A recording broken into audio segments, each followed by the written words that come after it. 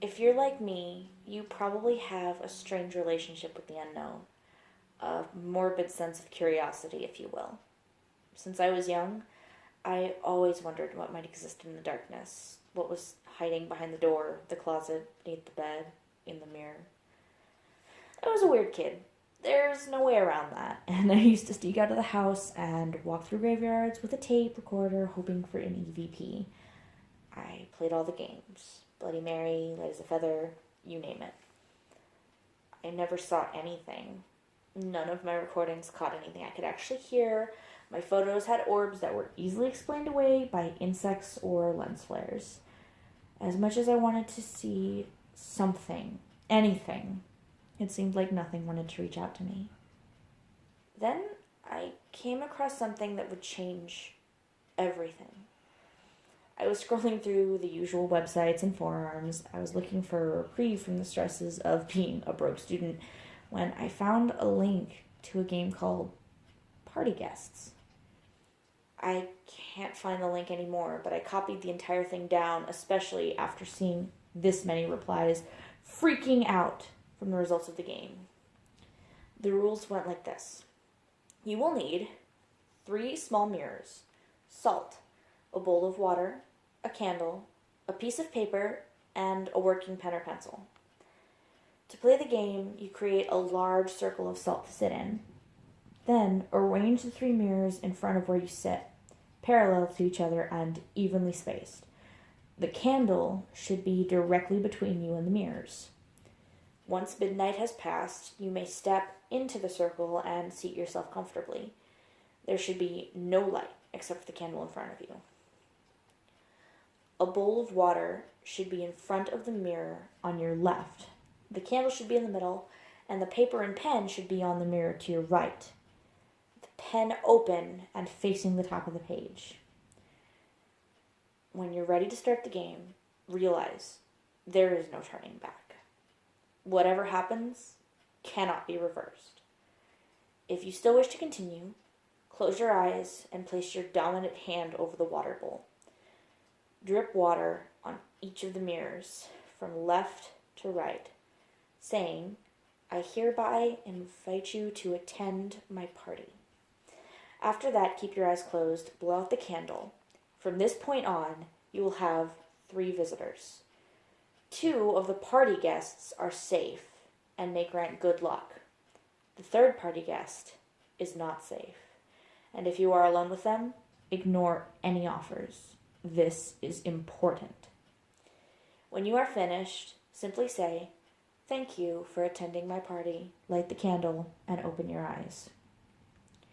I thought it looked like a pretty standard game, and it might be fun, even if I didn't get the thrills I'd been searching for. I have a very small apartment, and on my own, I pay for by waitressing most nights. So I bought some mirrors from the dollar store and chose the nearest full moon to try out.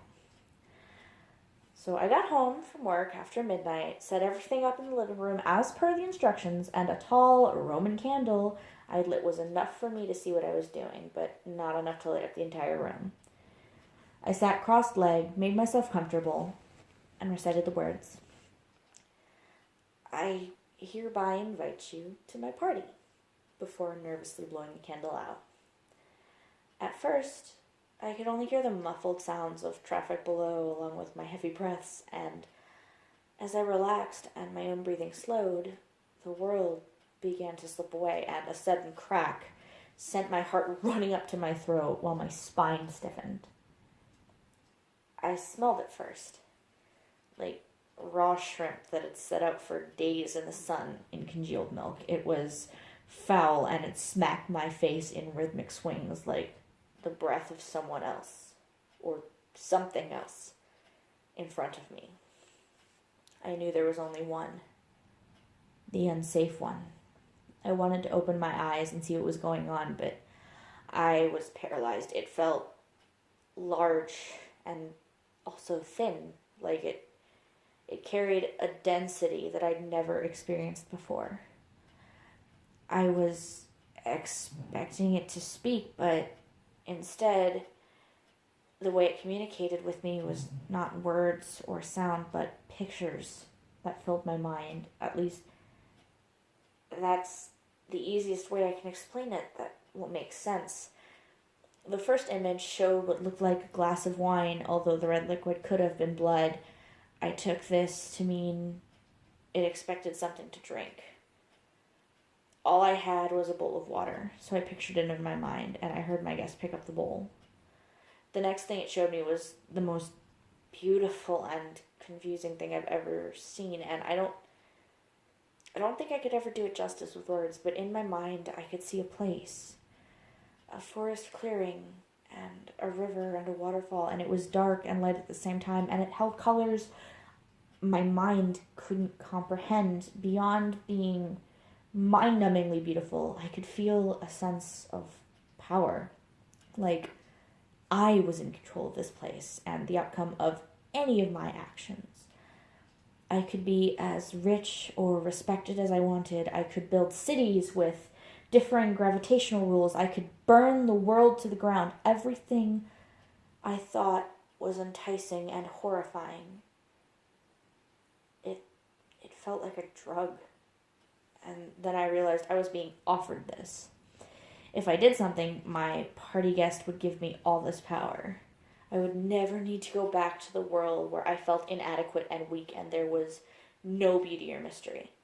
I wouldn't need to wait tables and have men staring at my ass all night while I served them drink after drink.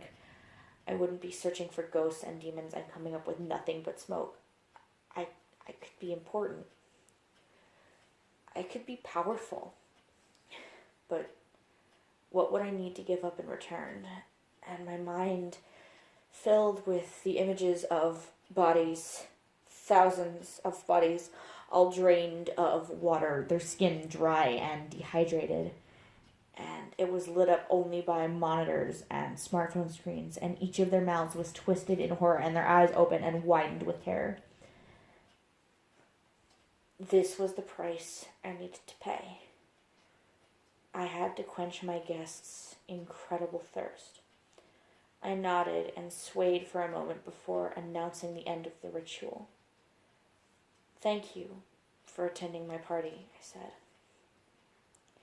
The air swirled around me, chilling me to the bone, and then it was silent and I felt lighter, but not happier, not lucky or fulfilled. I could still feel the pull of the gift and what I needed to trade. After I lit the candle, I looked at the setup in front of me. The bowl was empty, bone dry, and the candle was somehow burned until there was only a stub of wax left. How much time had really passed? But it was the last ingredient that caught my eye and made me feel as though I'd been struck hard in the chest. The piece of paper wasn't blank anymore. Instead, there was a line of text, and beautifully scripted, it said, "Sign here." I wish I could tell you I didn't sign it, that I resisted the urge to make a deal with the darkest party guest, but before I could even think about it, my hand seemed to reach out on its own, grabbing the pen and signing my name. I'm sorry if you're hearing this. I'm sorry you have to pay my price. But there's only one way out if you want to avoid the inevitable. The instructions are all here for you. You just need to host a party.